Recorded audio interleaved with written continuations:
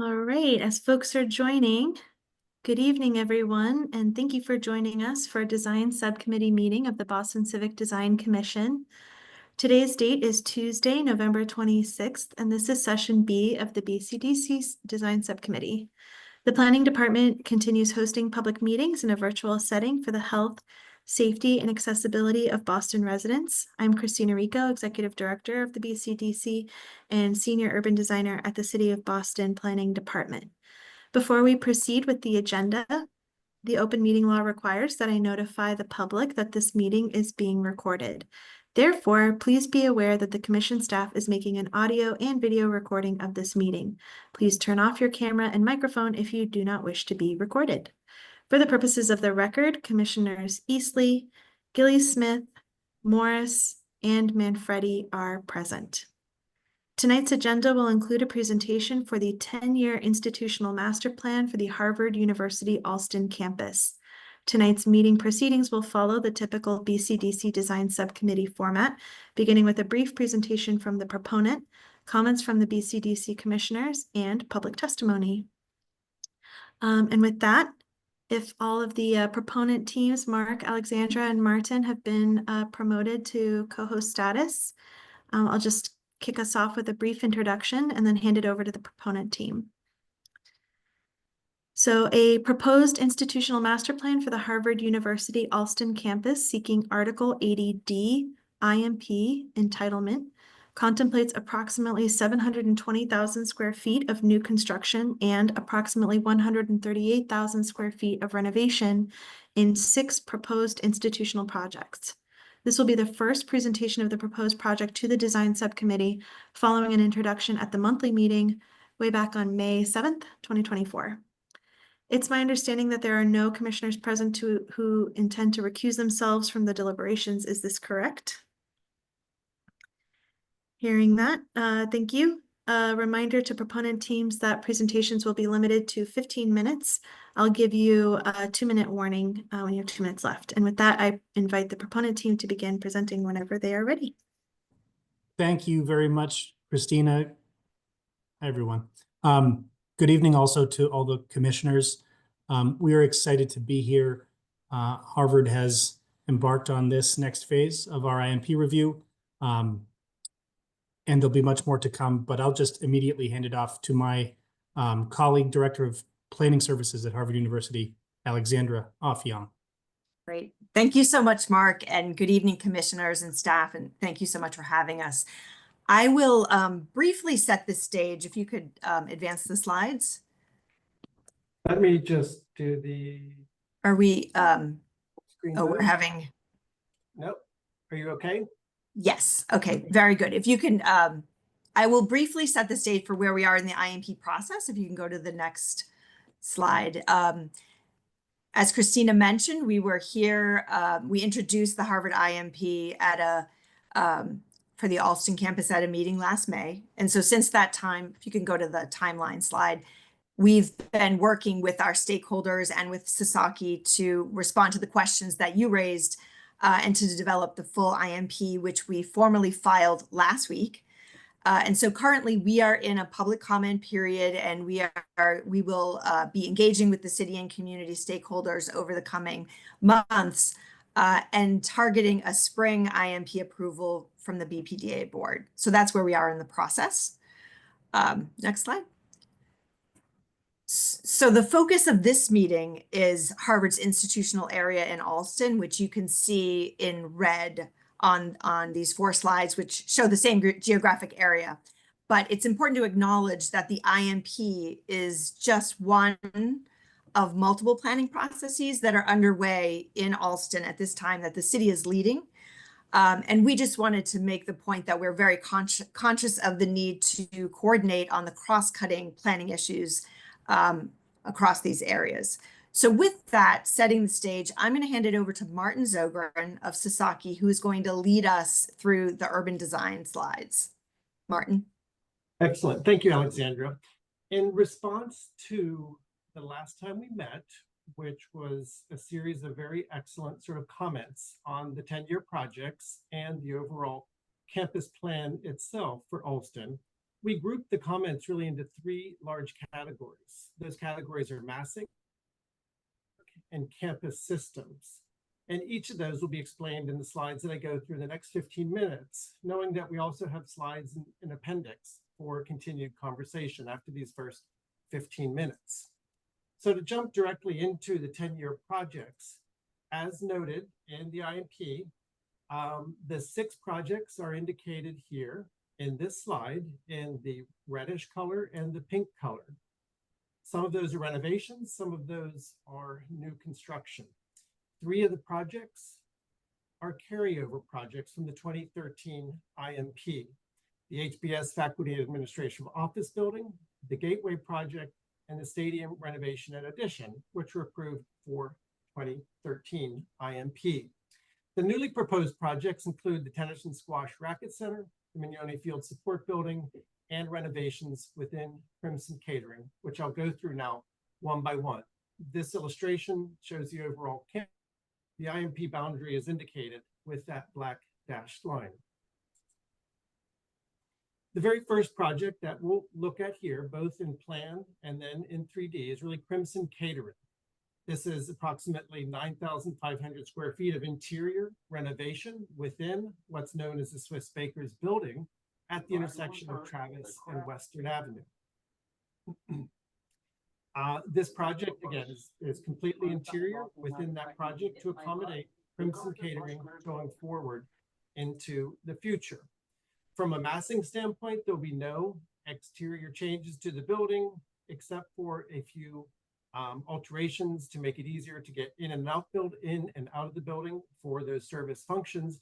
But otherwise, the look and feel of Swiss Bakers will remain unchanged as you see it from Western Avenue, as well as its function as a retail establishment. The next building is the Tennis and Squash Racket Center, located within the Harvard Athletics area, which is 3 to 4 stories and approximately 200,000 square feet. The orange arrows indicate entries both to the exterior courts, as well as the entry off of the parking, which is adjacent to the Gordon Indoor Track and Tennis facility. This project, as mentioned, is really 3 to 4 stories, knowing that it may indeed be 1 story, which is equivalent to 3 to 4 stories because of the lofting for the tennis courts. Here, a very simple sort of shed building is being proposed. Some minor alterations to the parking adjacent to the Gordon Indoor Track and Tennis facility, as well as then renovations to those exterior tennis courts and entries to those tennis courts. One of the things you asked about is the view from Soldiers Field Road. We feel it's very much in keeping with the buildings today, which are within the Harvard Athletics area. Basically, buildings devoted to recreation, relatively simple, both in material and form, without causing any major disruption to the views from Soldiers Field Road. The next building adjacent to that is the Mignone Field Support Building for the women's rugby program. This building, a little bit smaller than the Tennis and Squash Racket Center, is approximately 20 to 30,000 square feet, would qualify as one of our Article 80E buildings of the smaller size for small project review, and is 1 to 2 stories, again, adjacent to Soldiers Field Road and accessed from the internal drives in the athletics area. From a 3-dimensional massing standpoint, we're looking again at a relatively simple shed structure overlooking the field, adjacent to Soldiers Field Road, seen here, again, keeping with really the aesthetic of those buildings that one sees currently today from Soldiers Field Road, looking into the Harvard Athletics area. The next building, which was previously approved in the 2013 IMP, are the Harvard Stadium addition and renovation. This, as it's adjoining the stadium itself, is really meant to accommodate both ADA and modernized press facilities for the stadium itself, and is really not visible from Harvard Stadium, as we're very conscious of the fact of the historic nature of the stadium building itself. The 4 to 6 stories represents sort of the height of the stadium itself and where some of the press box areas might be located.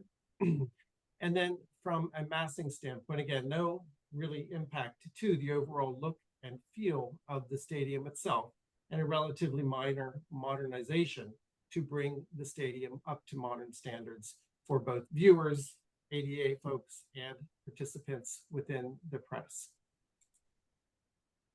One of the other buildings that was previously approved in the 2013 IMP is the HBS Faculty and Administrative Office. This comports with the look, feel, fabric, and density of the HBS campus, and is mostly referential to both the circumferential as well as the radial planning set forth in the original McKinney-White plan for the Harvard Business School. It really follows the look and feel of Spangler in terms of its massing, the opening to the north rather than to the south, but really a C-shaped building, which again sort of reiterates the sort of circles emanating from the Charles River itself.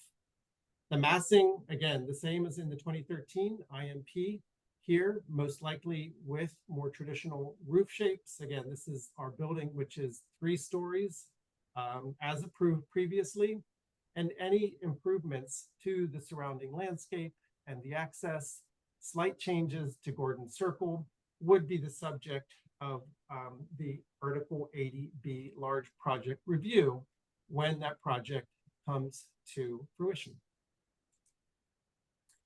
The most public facing of all the 10-year projects is really the Gateway project. Again, this is a carryover from the 2013 IMP. It sits right at the nexus of Harvard and Western Avenue and really faces into Barry's Corner to give sort of the connotation of a gateway building.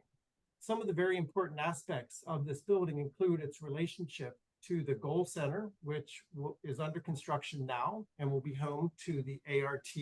So we've really looked at where entries should be located for this building to make it appear as publicly facing, to ensure that the ground floor uses are activated and publicly accessible as well. And then also to coordinate entries off of Western Avenue that lead you both to the SEC and to some of the future looking residential buildings along Western Avenue. This is approximately 300,000 square feet of administrative uses, retail, restaurant, services, and institutional, and 6 to 9 stories.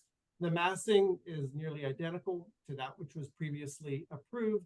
Here, just sort of looking at what could be its relationship both to the existing Grove, which is the open space at the intersection of Western and Harvard, as well as looking at stepping back some of that massing to make sure that the street wall is both maintained but appropriately scaled towards the Goal Center and towards the SEC and 180 Western Avenue.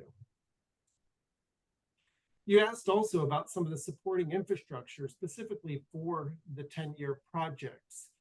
Here, we've annotated that the changes to the existing street, pedestrian, and open space network are actually quite minimal in support of these 6 projects.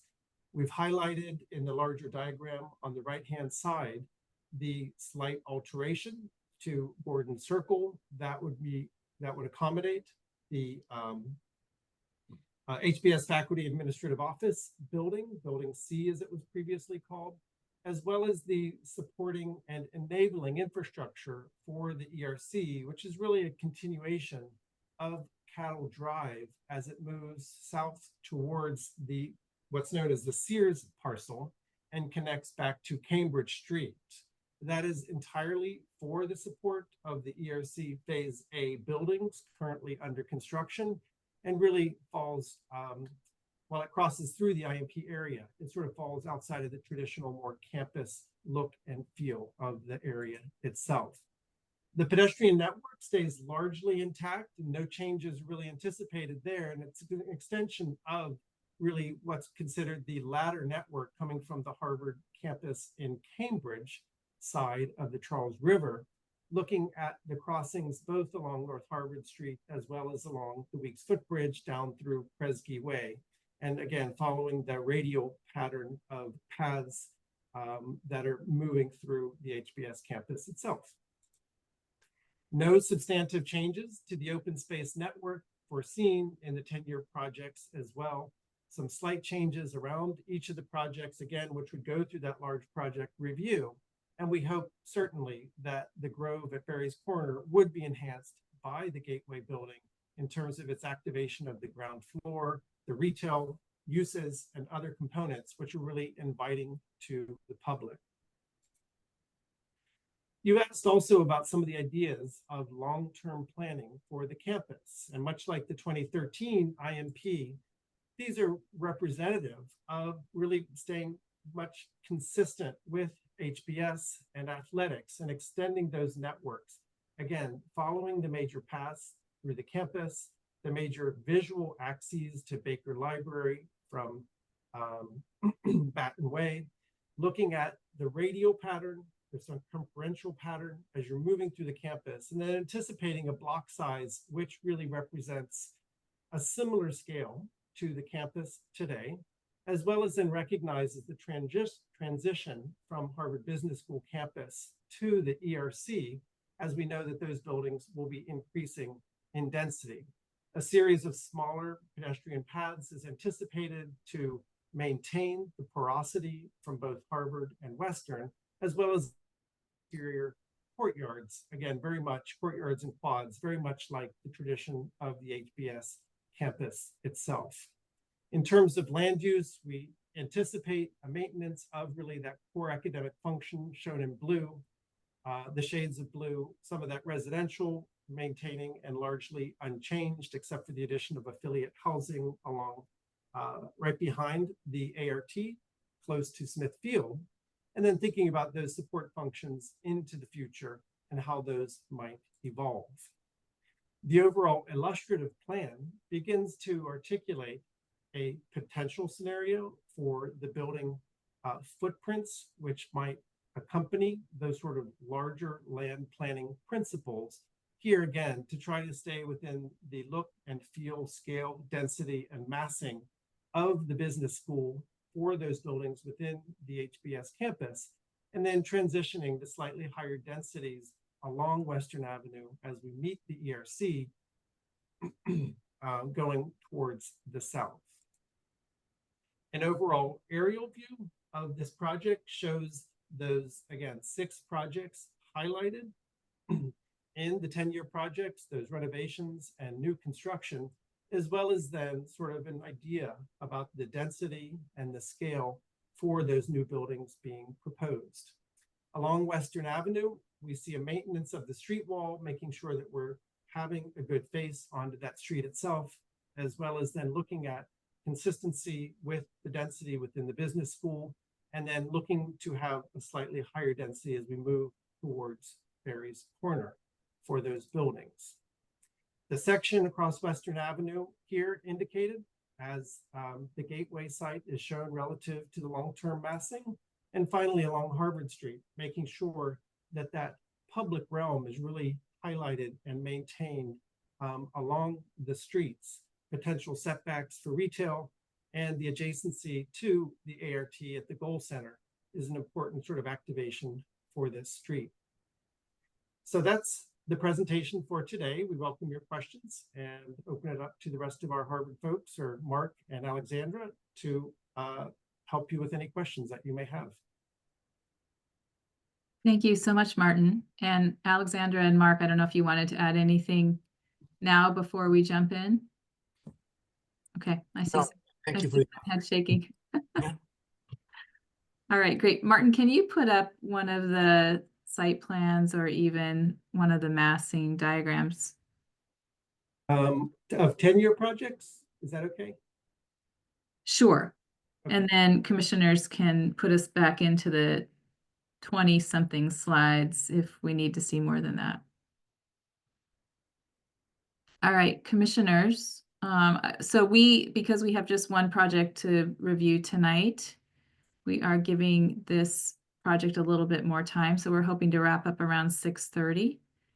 And that gives commissioners ample time to kind of get into a discussion with you all. So with that, commissioners, if you want to make a comment, please feel free to raise your Zoom hand.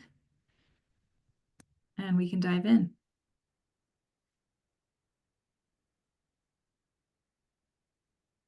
Catherine. Good evening. Thank you for this amazing presentation. It's my first time seeing it. I have a question about the connectivity and the pathways to get to buildings 4 and 5. From this view, there's a lot of overlapping fields, but I'm not clear about how people actually get to those spaces in connection to buildings 4 or 5 that are proposed. If you can just articulate that a little bit more, that'd be very helpful for me. Sure. I'll work to answer your question, which is an excellent question. So thank you for that. And ask Alexandra to help me out a little bit here. So again, these are specific buildings to the athletics program, the women's rugby and the tennis racket and squash center, located within the athletics area. They are occasionally accessed by members of the public who might be showing up for a tournament or something like that. But by and large, they are inter-harbored uses. That being said, the access for them would typically be as you access many of the buildings within the athletics area. Most people enter from the intersection at Soldiers Field Road and North Harvard Street, if you can see my hand there, and then make their way through a series of internal walkways to the buildings which are further in the back, both the track and field and some of the other facilities. So they tend to use the internal walkways as they're moving towards buildings 4 and 5. And those athletes that are showing up from the undergraduate houses across the river, again, are typically coming in through that corner and then finding their way back to those buildings. What's interesting is that you highlight a sort of an existing condition. If you know the Blodgett Pool, which is right in the corner there, there is a staircase that sort of blocks what would otherwise be a very seamless transition from North Harvard Street, but that's an existing staircase in between Muir Center and the Blodgett Center. Yeah, that's how they would access those buildings. Alexandra, do you want to shed any more light on, sort of the typical users of both the tennis and squash racket center as well as Mignone? Yeah, I mean, I think you mentioned that a lot of the users are coming from across the river, the undergraduate houses, which are the river houses, as well as the quads, which are deeper in Cambridge. And so there is a pathway that has a lot of bike racks as well that is close to Soldiers Field Road. And I think that is one of the more common pathways that are just along the fence, along the athletics. So that would be kind of more of a direct pathway. But there is that internal pathway that Martin mentioned that goes kind of behind Blodgett and in front of the other buildings. So both of those exist and would be probably the primary ways to access those new buildings. Though there are also pathways from the south, from the other fields. So I think it is deeper into the campus. But there are different systems that exist that we would be relying on. Thank you very much. Donna, I see your hand up, but if you don't mind, I just wanted to pull on the thread that Catherine just raised, and maybe it's what you're going to talk about too. So, Martin, I'm really glad that you talked about the original plan, the radial plan, and I go to actually a lot of the Harvard basketball games. And so when you come from the south, the way that you actually circulate through the athletic campus is incredibly difficult. When you come from the north, when you're coming from, the T, from Harvard Square, the way that you're talking about your students coming across the Anderson Bridge and then going in that corner is much clearer. And kind of what struck me as we were talking about the IMP projects over the next decade-ish, and also some of the new development that has been occurring and things that we've been approving lately, like 180 Western Ave, the ART, the housing that's affiliated with that, just south of Smithfield. I'm just curious if the team thought about creating kind of equally strong, legible pedestrian pathways that come from that Barry's Corner area and take you up essentially to the Charles River and allow you to access the athletics campus in a way that's less confusing. That's a great comment. You mean would you be traveling along North Harvard Street, I assume, and then tuck into the athletics area? Yeah, so like the original radial plan that we have over here is very legible. I think Yeah. people understand where they are on the campus, how they can get to the river, how they can even cross the river. And when you come across the Anderson Bridge, and particularly students or visitors come in this corner, you again have some pretty clear ways that you can get between those buildings. But when you come from Barry's Corner, it's very convoluted how you access all of these various buildings and venues and even into the fields. The kind of clarity breaks down and becomes incredibly organic and therefore confusing. And so I'm curious if the team thought about taking the pattern of clarity that you've got on the east side of Harvard and figuring out how to introduce that clarity kind of on this western side of the field side.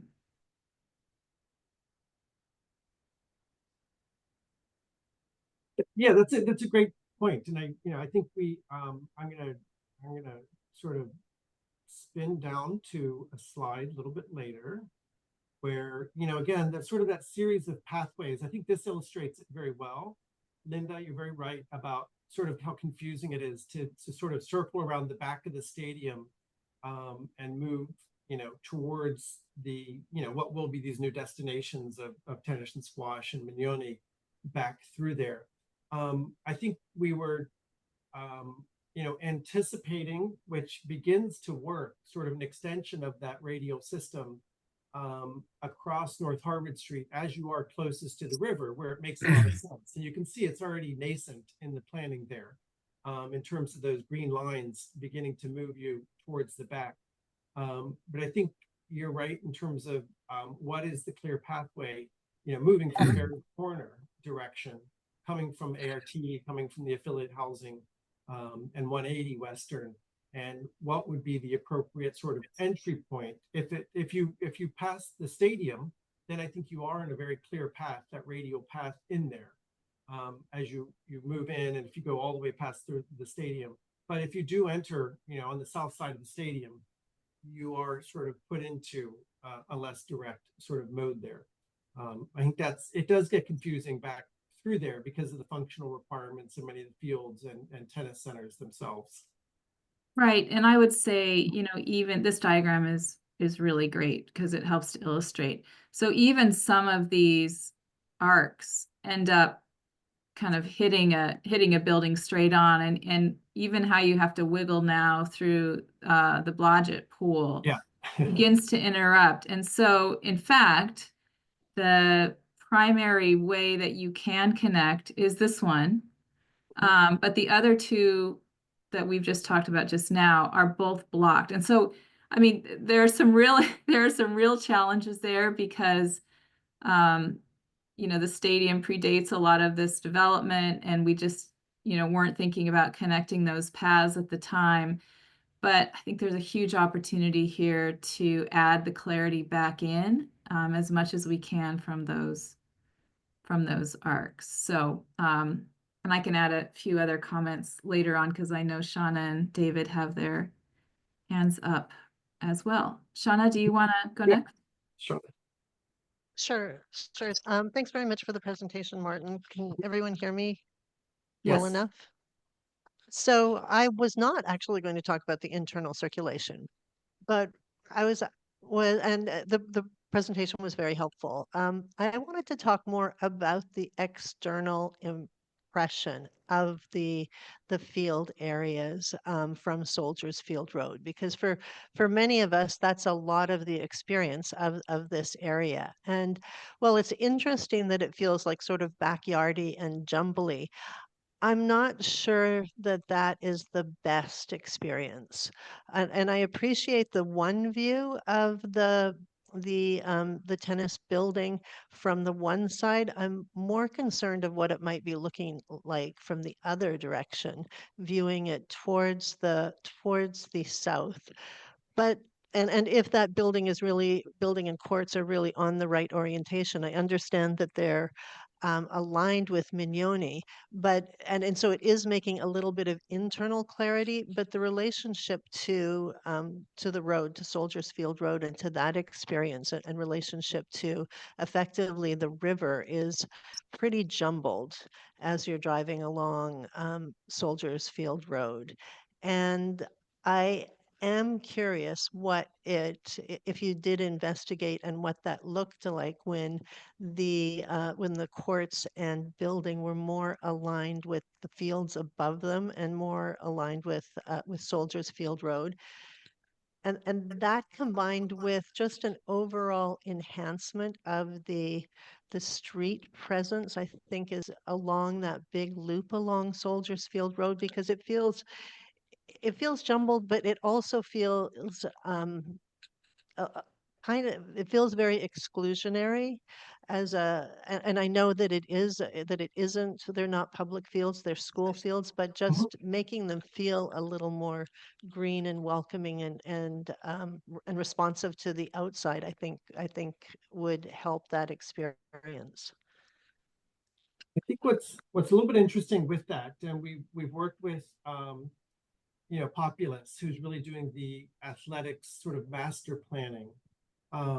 Within the 10-year projects, athletics is very mindful of minimal sort of budgetary expenditures, I would have to say, and also the most efficient way for doing and maintaining the fields is really to basically, for better or for worse, to keep them in place and to replace in kind. And so, whole-scale readjustment of the fields would actually be, prohibitive to the athletics master plan. But I think both the experience of the tennis, at the edges could probably do a better job of sort of adjusting to the geometries, both of the road and to sort of the larger campus. But it is a bit of a product of a collage making in terms of the buildings and the spaces that they have had available to them, both for the field layouts, which is very specific, again, actually, which responds a little bit to solar orientation, but also I think one of the good questions is, in terms of the experience from Soldiers Field Road, which is really not a pedestrian road in any way, shape, or form, as a fast-moving arterial in the city, the reading of flat playing fields, from Soldiers Field Road is sort of interesting in terms of viewing in plan versus viewing in actuality, and then thinking about how those buildings, sit vis-a-vis the road.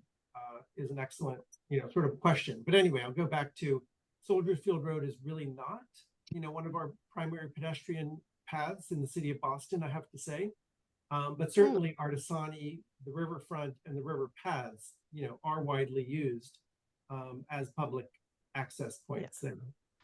No, I wasn't talking about from a pedestrian perspective. But I still think there's a validity when you're moving past it in any mode. It has a street presence. And when I was talking about the fields, Martin, I was really only referring to the tennis racquetball and those associated courts, that building and those courts. The tennis courts, specifically, and the tennis building. Exactly. Yeah, those tennis courts are existing today, and would be renovated because of some of their topographic issues that they have. But basically, that's a renovation of fields in place, of tennis courts that are in place today. as part of that project. Yeah. But So, yeah, it's a good was point. there an exploration of, because I know that tennis courts generally have to be north-south. So was there any exploration of looking at reworking them and making them more north-south? Because, and the other situation then I would say is, what does the building look like coming from the other direction? But I am curious, because that move in itself, I think would help clarify the jumble a little bit on the left-hand side.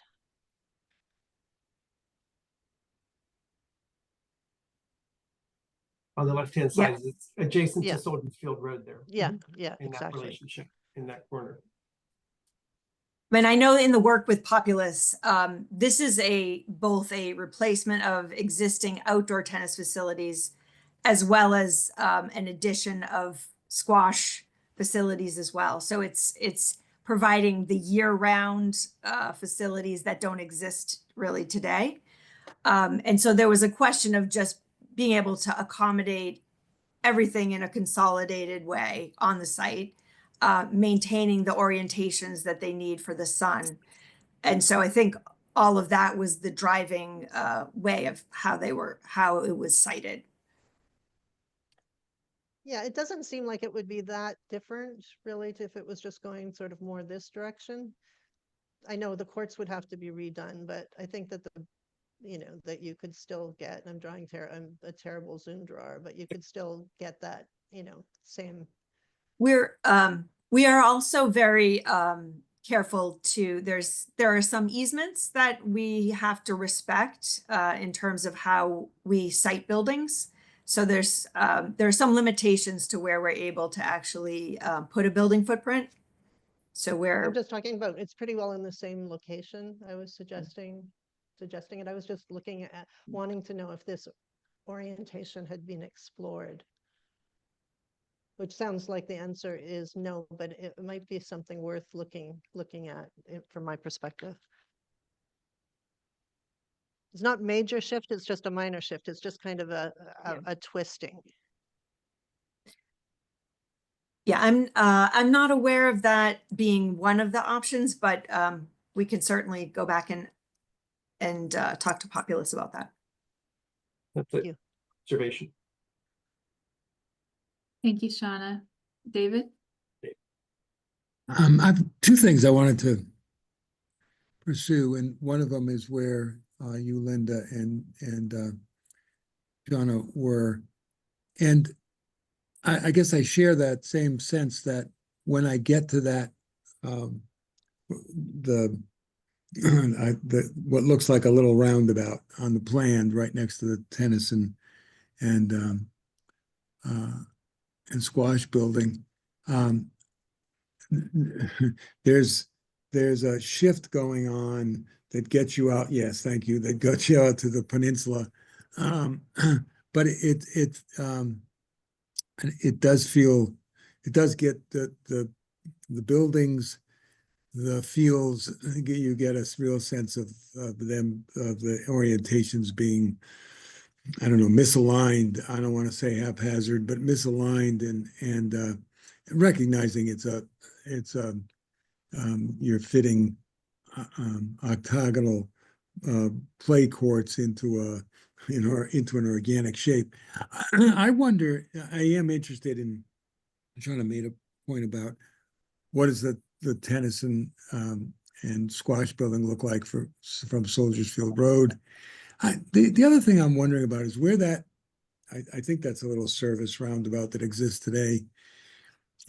Is there a solution in there in the open space, and how the open space is configured or defined by these two new buildings that helps you change orientation, to move off the circumferential path that actually derives from the business school, and change orientations, because the existing buildings and the two new buildings don't really work to hold a space there. And I wonder, and I know some of this will come about in Article 80, and when you think about where the front doors of those buildings are.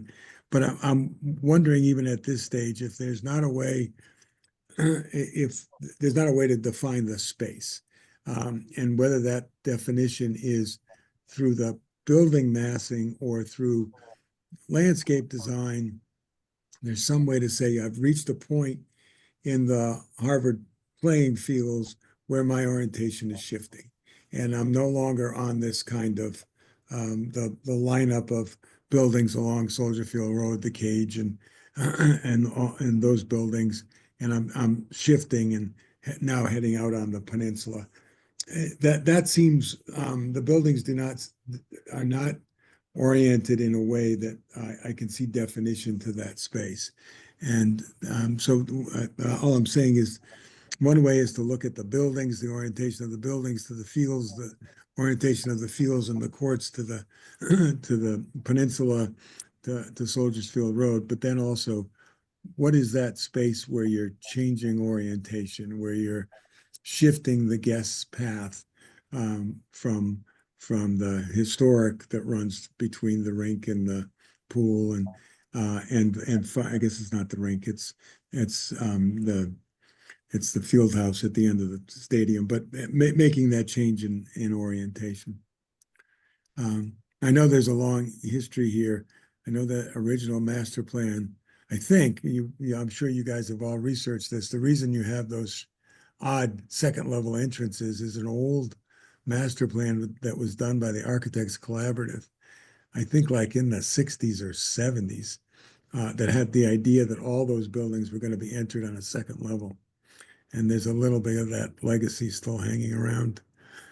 The other question I had was on where the Grove is, down at Barry's Corner.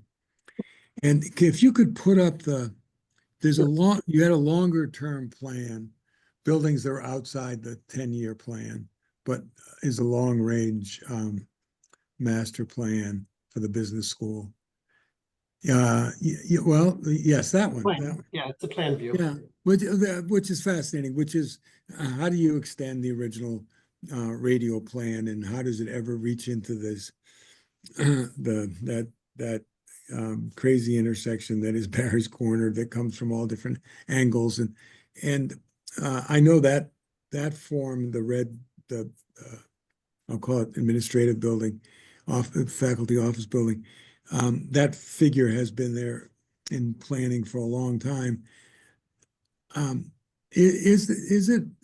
you looked at whether that building is penetrable from front to back, almost in a Smith Center kind of way, where from the acute angle of Western and Harvard, this is becoming a really, really important gateway into Harvard, with that building, with the new ART, with Paulson on your right. This is the front door from the west, at least into the Alston campus.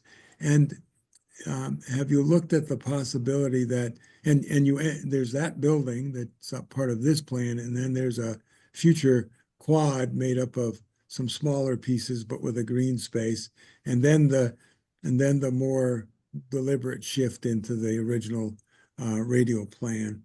Could you imagine that building being penetrable as a way of, orientation into the center, although at a different angle, but into the center of the business school? Let me, if I grab a pen, maybe I can, or maybe not. No, it wouldn't be, yes. I understand exactly what you're talking about. Okay, good. I don't have to do anything then. Yeah, no, it's completely fine. And absolutely, we did, we actually spent quite a bit of time thinking through the gateway. And in the 2023, indeed, there was an access sort of cutting that building in half with that geometry in hopes of sort of moving, towards the campus itself. And I have to say, and I'm gonna go forward to sort of a little bit of supplemental slides that we have here. It's an excellent point, and you really understand, exactly how this is starting to feel. So if we think about where people are coming from and where they're going to, and sort of the new sort of adjacent neighbors, which is to say the ART, to the north, as well as the SEC to the southeast there.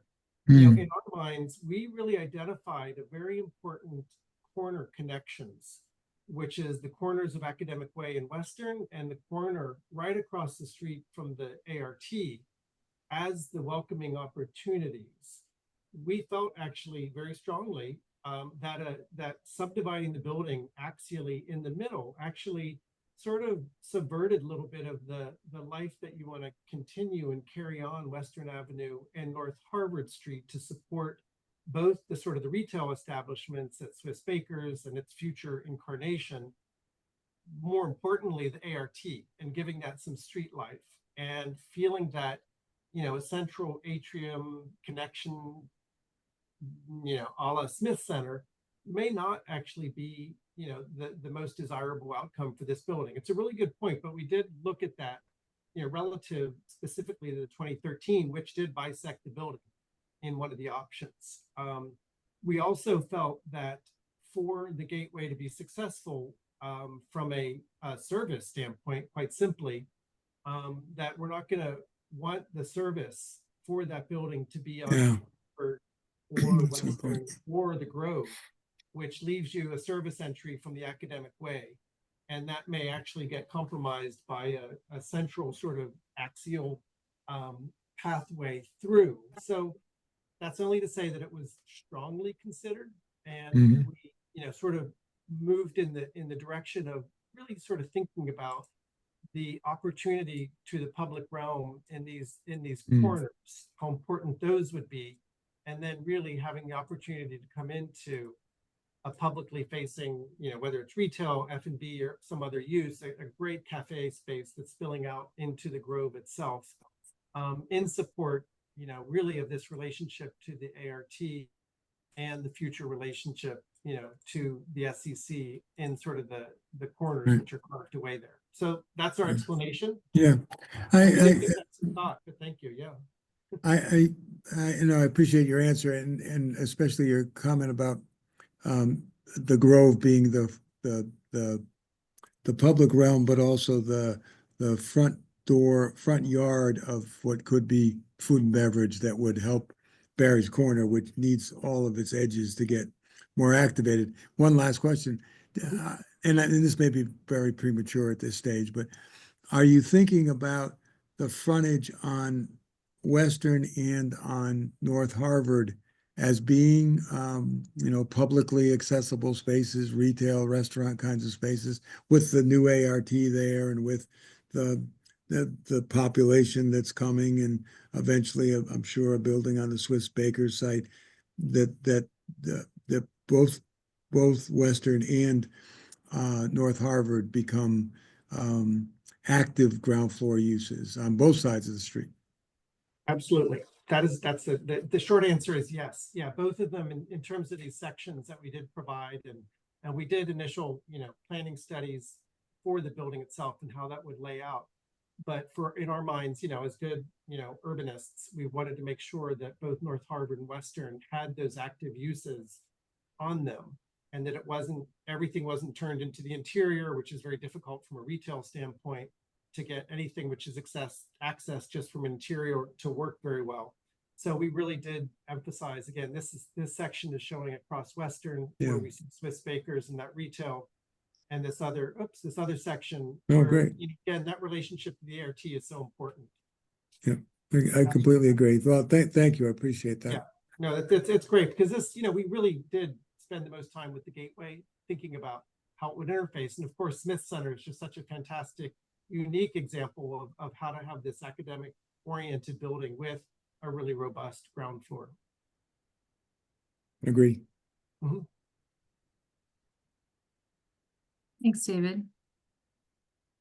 I had a question related to streets. Martin, it may make sense to talk about it now, since I'll go back up to another plan. Yeah, since David kind of teed us up. So I don't know if this diagram or actually deeper into the PowerPoint where we're talking about far future makes sense.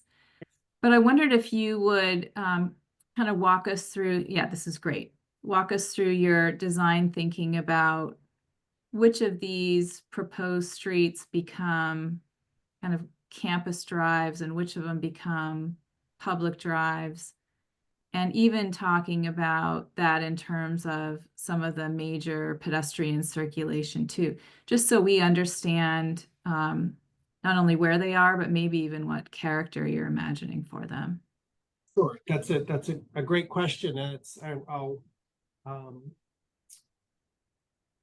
to sort of continue with where David started us. Again, again, for this area, which is just incredibly sort of disjointed today, it's going through such a transformation. As good urbanists, we really, want to maintain Western and North Harvard as primary, not only mobility corridors, but, good pedestrian experiences. As you move from a very sort of campus-centric understanding of how HBS and athletics meet the streets into, much more sort of typical urban condition as you get closer to Barry's Corner. So what's really interesting, and we really I listened very carefully when Gary Hildebrand, who did a lot of the landscape work here, and talked about sort of some of the edges. Let's start with North Harvard Street. It's a really interesting transition from the river, the Charles River, as you go past the business school, which is beautifully landscaped, has a pastoral sort of feel to it in terms of that setback and the manicured nature of the landscape. But then as you move closer to Barry's Corner, our anticipation is that indeed with the Gateway building, with the ART, with future buildings across from the track and field, those would become a little bit closer to the street. They would sort of drop the landscape buffer and be more urbanized, pedestrian friendly, complete streets, closer to Barry's Corner. So certainly North Harvard, I'll start with those two, and Western Avenue. Western is, it's a tough thing thinking about it both today and in the 10-year, but maybe in the 30-year, it'll begin to fill in a bit more completely. There's surface parking lots currently south of Spangler that we know, which were, not anticipated to be changed in the 10-year plan. The phase A of the ERC is under construction right now, which will provide on the south side of the street a very sort of continuous both bike path and pedestrian zone as we begin to move, from again, the business school edge towards Barry's Corner. So those are two primary mobility / pedestrian corridors. As you move into the campus, then I think what's to remember from planning in the ERC, there are some, what we'll call quasi-givens, a little bit of what we're, calling Stadium Way, or what had been Stadium Way, cattle moving through here, and then what had been called East Drive, which is an extension really of Kresge that moves, through here into the business school itself. So those are sort of some of the planning principles that have been set up for quite some time now as we work through some of the ERC understanding and how it might influence the IMP areas itself. So that being said, the two outermost streets, let's say East Drive moving into Kresge, is considered to handle some of the more vehicular traffic, as well as then Stadium, which is the one more to the west over here, which is going to provide that connection all the way from West Station, up to North Harvard Street here. Those we would see as more public oriented streets, specifically Stadium, which is here. And then Kresge is sort of interesting, as it emerges as sort of a pathway both for peds, potentially for bikes, moving through the edge of the business school, a little bit more oriented towards the executive education programs, and then across potentially the Weeks Footbridge into, the traditional sort of Cambridge side Harvard campus. So those two streets are a little bit more, sort of publicly oriented to some extent. And then the remainder of the streets, I really, have to say would really be considered, and I'll try to change my let's see if I can get a different color for you. You know, would really be more interior campus circulation systems that feel a bit more part of HBS, part of athletics, you know, limited vehicular use, certainly, providing the clarity of use, but you're not as actively sort of publicly facing or taking major sort of amounts of mobility. So does that begin to give you a description of how those streets perform? Again, in terms of that street hierarchy, you know, first and foremost, the big connections are really here, you know, back to Cambridge, back to Central Square, Harvard Square, you know, up here, really coming together at that really critical intersection of Barry's Corner. Yeah, that's really helpful for me. Mhm.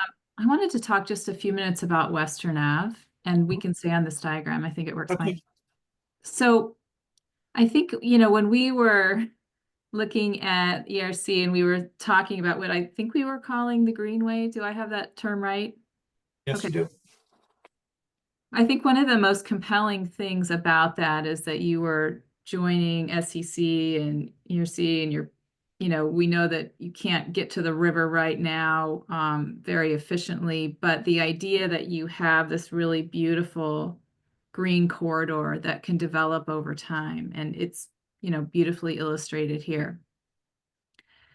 And my question here is about, you know, other kinds of corridors like this that might occur to the west of North Harvard Street. And also along Western Ave, you know, what are the opportunities for some of these green ribbons, the radials themselves, to kind of hit Western Avenue in a creative way? And let me just explain what I mean by that. Mhm. So by virtue of having these radials, we create these kind of cool geometries, right? As it hits a completely different geometry of Western Ave. And so we have these opportunities, I think, for these open space apertures that are irregularly configured because of that inherited geometry. And I wonder if you've thought about, you know, maybe even bringing this one down, you know, as a kind of green finger, or other ways that you almost open up the HBS campus to Western Avenue in a way that's a little bit less tightly configured than what we're seeing and imagining here, where those open spaces become important interior spaces, but don't really have a presence on Western Ave. That's it. Yeah, that's an excellent point. Very good point. And what's interesting again is sort of, I think it's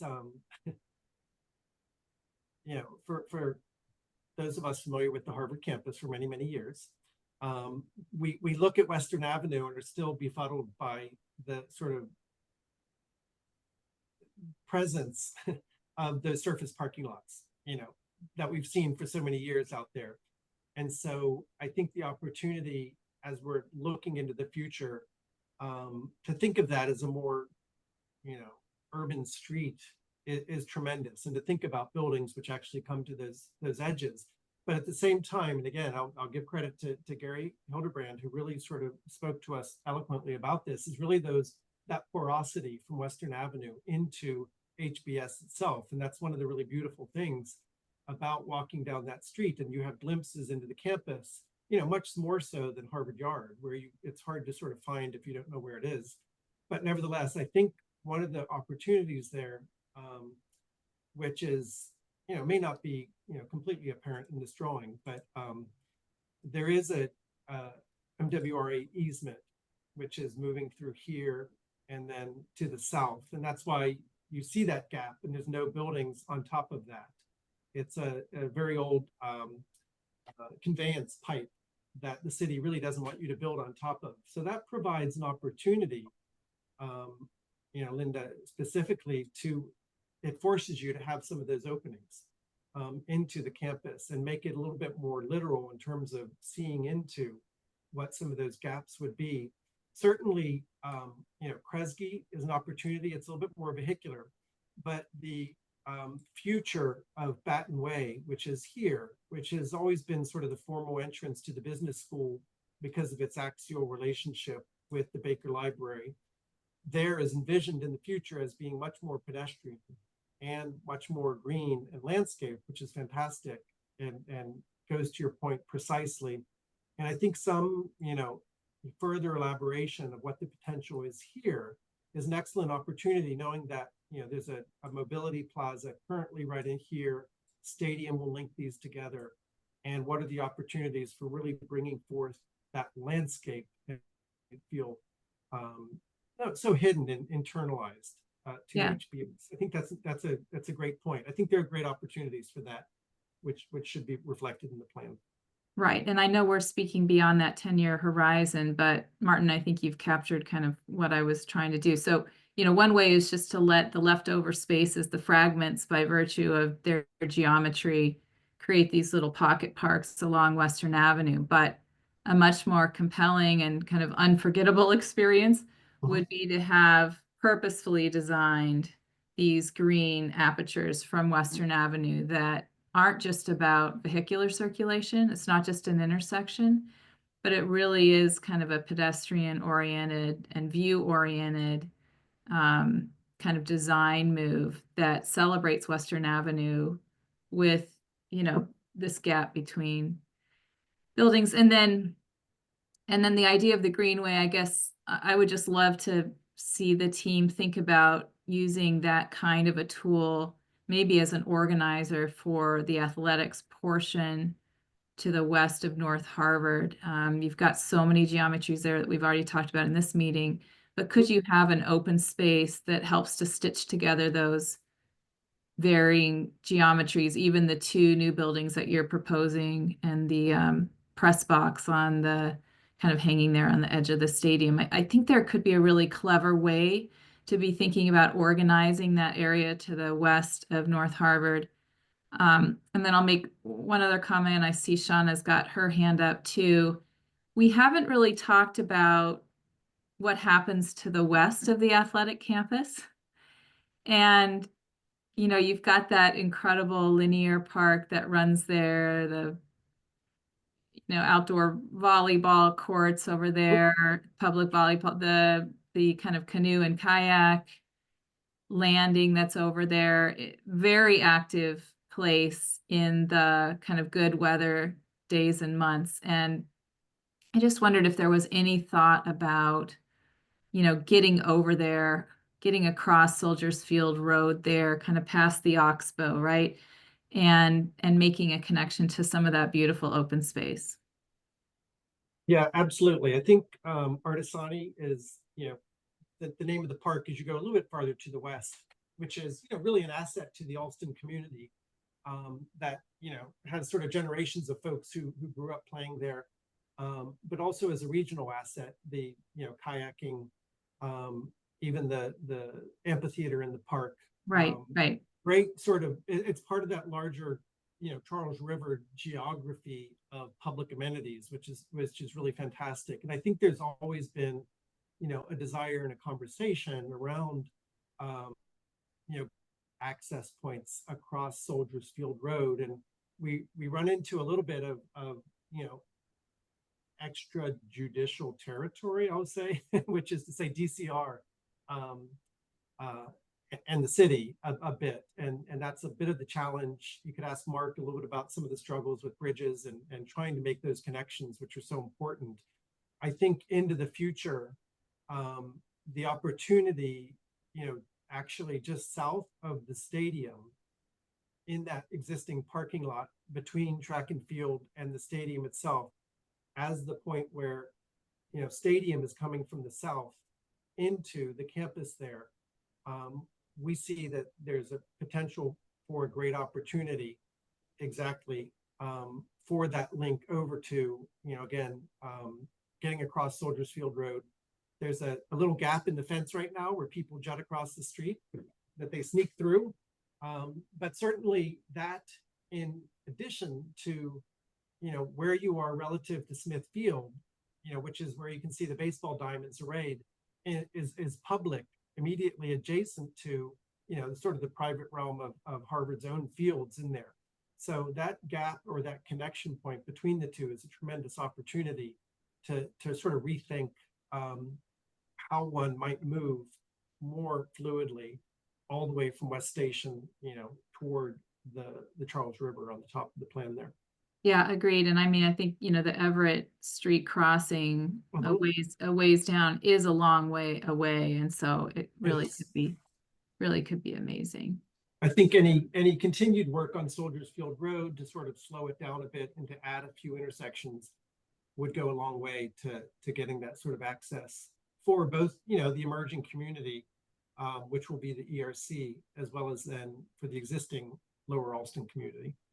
Right, kind of an at-grade crossing. Absolutely. Thank you.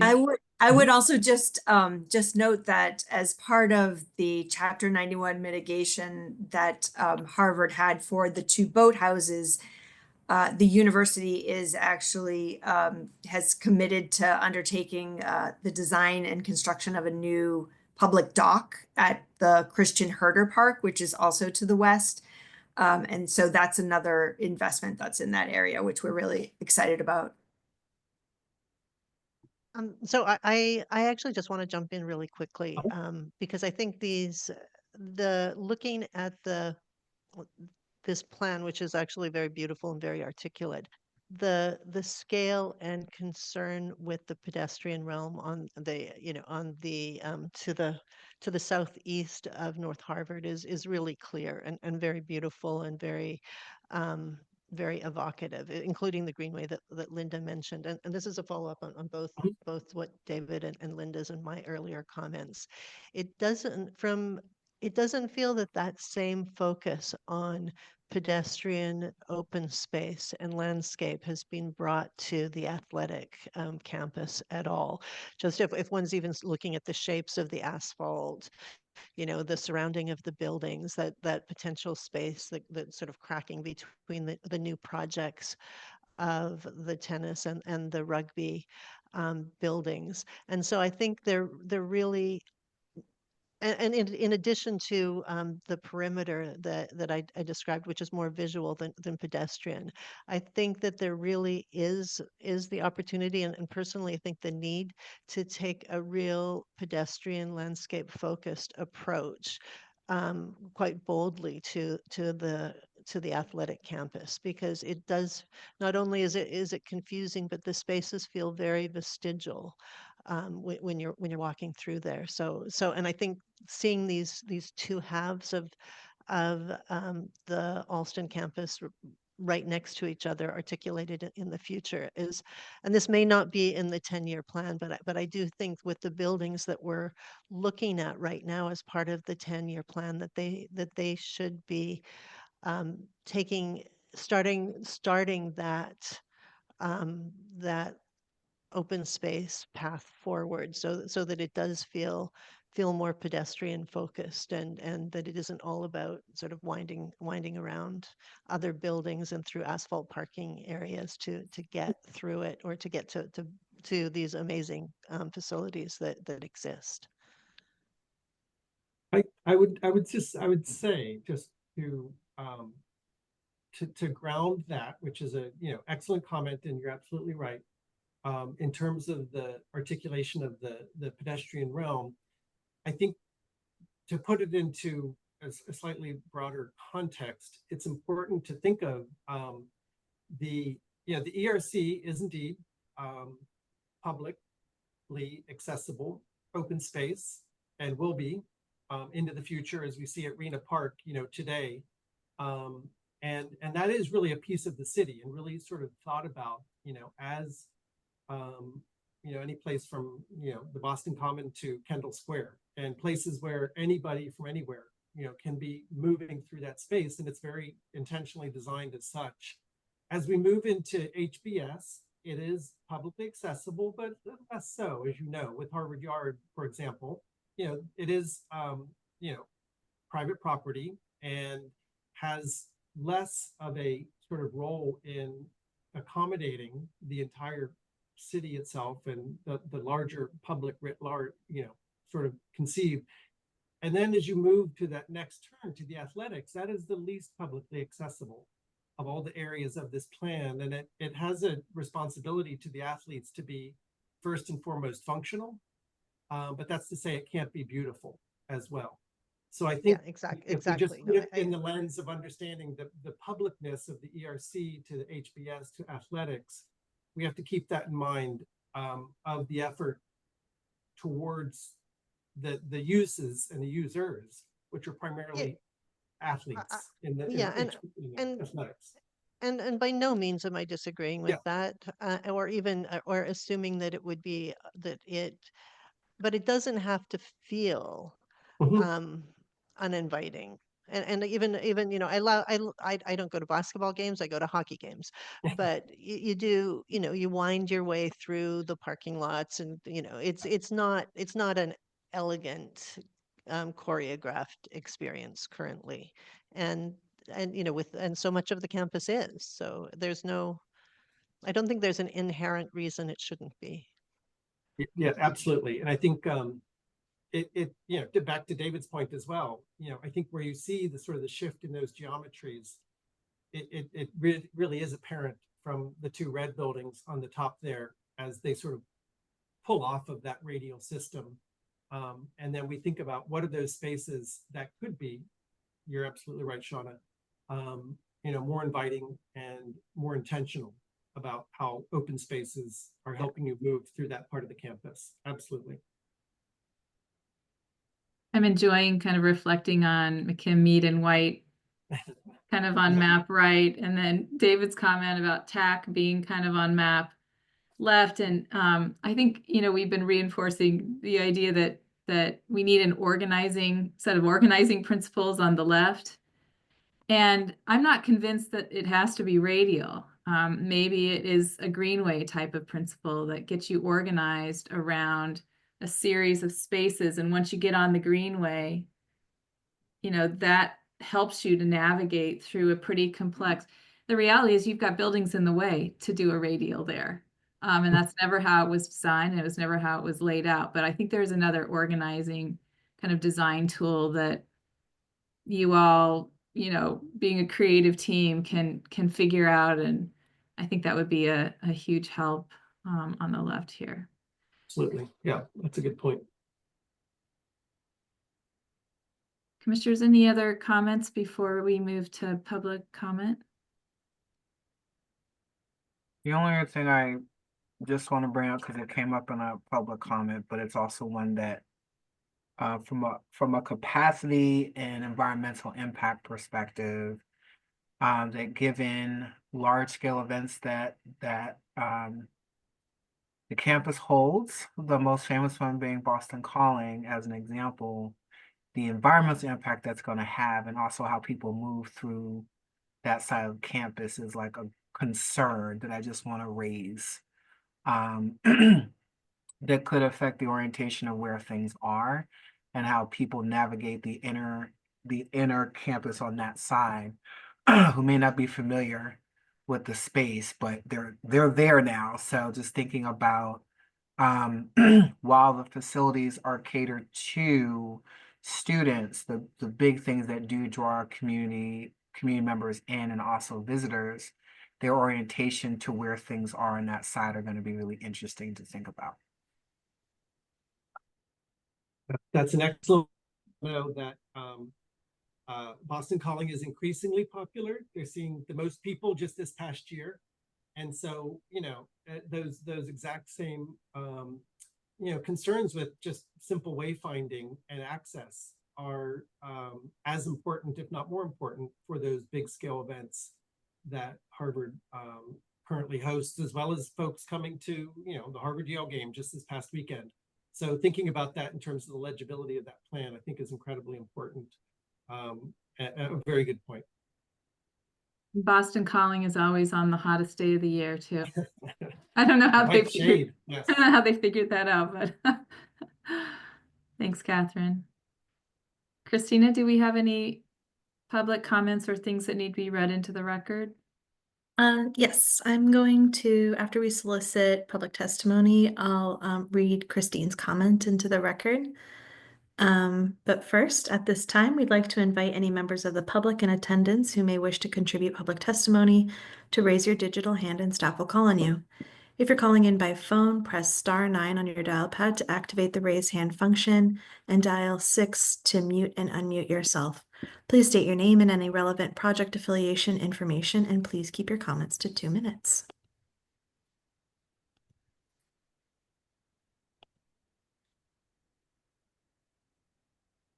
Commissioners, at this time, I see no hands raised.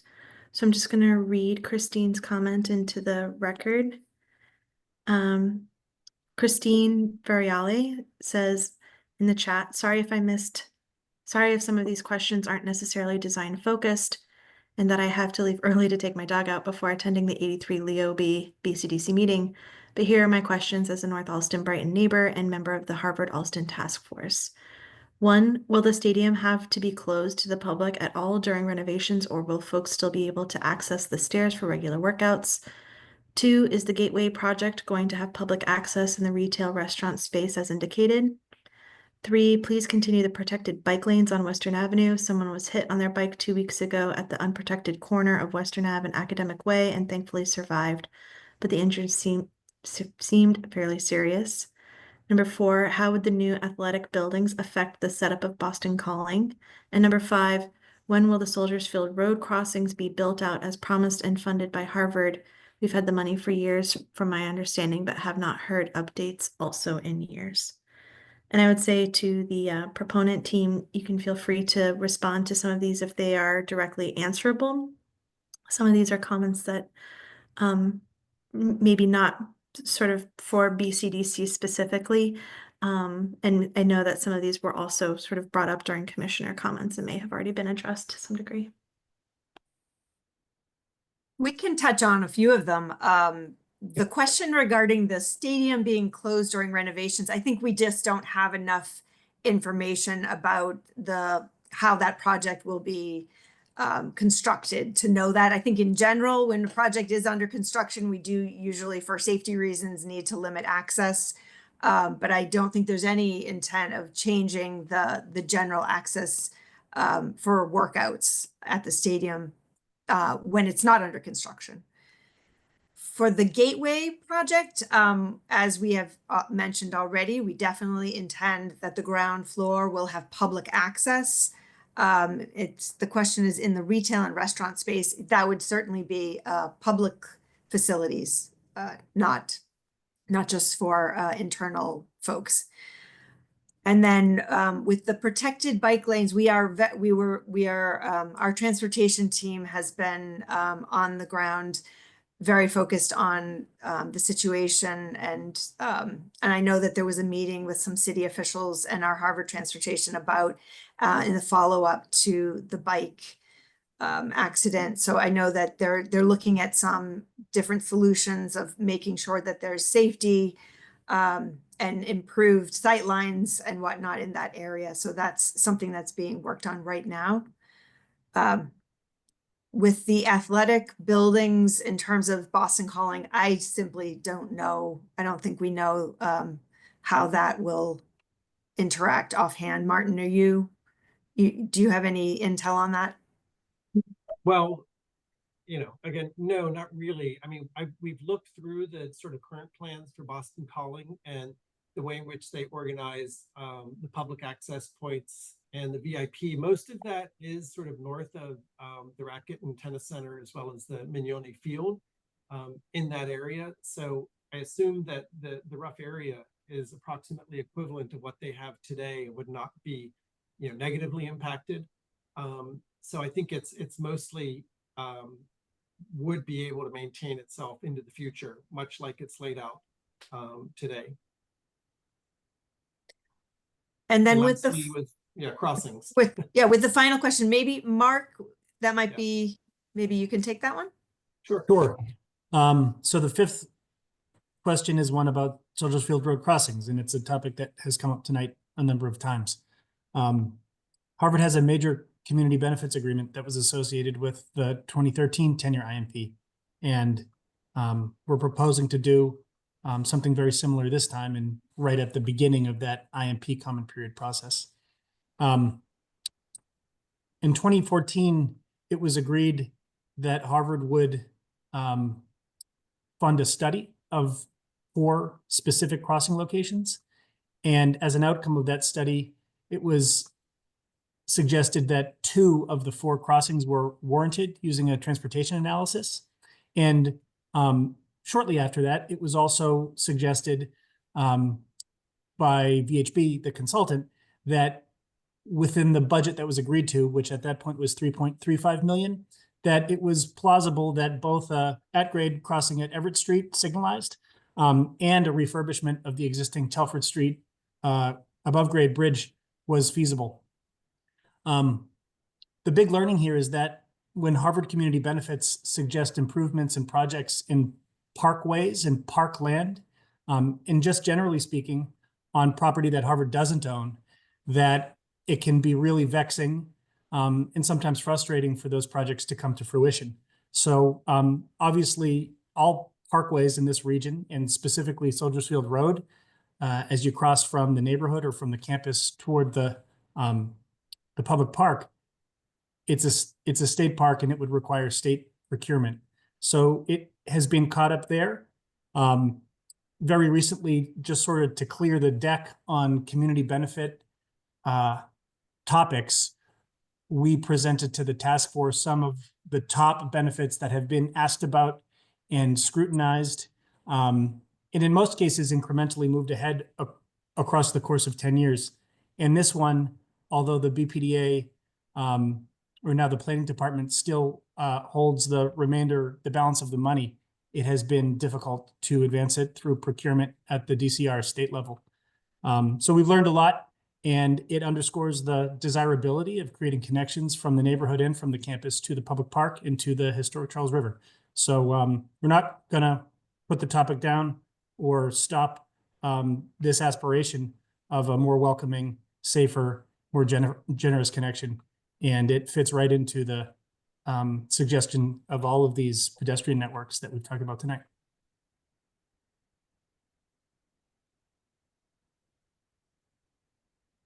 Christina, I think that wraps up our public comment.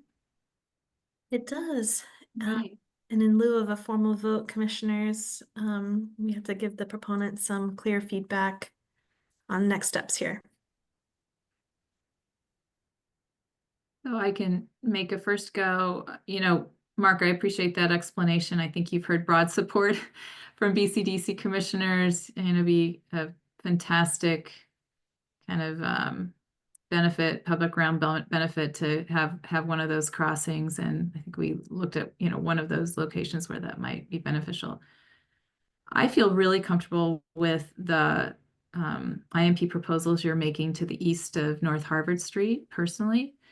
I would like to see maybe an example of how you might bring open space to Western Avenue as a, such as type of a drawing or diagram. My major concern lies west of North Harvard, and mainly because I think there's just so much potential there, particularly since development is continuing to occur down by Barry's Corner. And so coming to that athletics district or that athletics village from the south still feels more complicated than it needs to be. So I would really love to see the proponent bring some ideas about how to create an organizing element for that portion of the campus in another subcommittee. I'll let other commissioners give their opinions as well. I would just echo that taking a strong landscape approach to the athletic campus, as much as is reasonable, obviously without compromising the functionality, but if it requires shifting a couple of the new buildings or looking at them as in coordination with an open space strategy that of course doesn't need to be the same open space strategy across the street. The spaces are bigger, the buildings are bigger, the moves are probably bigger, but so that it has that same sort of beauty and power as the design does across across the way. But I really appreciate the work and the clarity of the work done so far. Yeah, I agree with what Linda and Shauna just said, and the positive as well as the request to come back again and show us more on the west side, a little better, not a little better, a better sense of orientation for the guest. Recognizing those are big and unusual and odd spaces that you're trying to put together. But I think there is an opportunity either in building or in defining space to make that a more welcoming and easier to navigate environment. I would agree with everybody, honestly. I want to see this come back to subcommittee. In a rare moment, we have agreement amongst commissioners. So Christina, I think that would be our suggestion as we see again, but with just that focus on the west of North Harvard Street. Right. And hopefully we can get that on our schedule. Understood. Commissioners will work to get that schedule and we'll follow up with the proponent team to synthesize feedback we heard today and talk about next steps. But we thank the commissioners, the proponents, and members of the public who have joined us today for their time. And we are out with 30 minutes on the clock. Did it. We did it. 6:29. 1 minute before our target end date. So, so we'll call this meeting adjourned. Thank you all.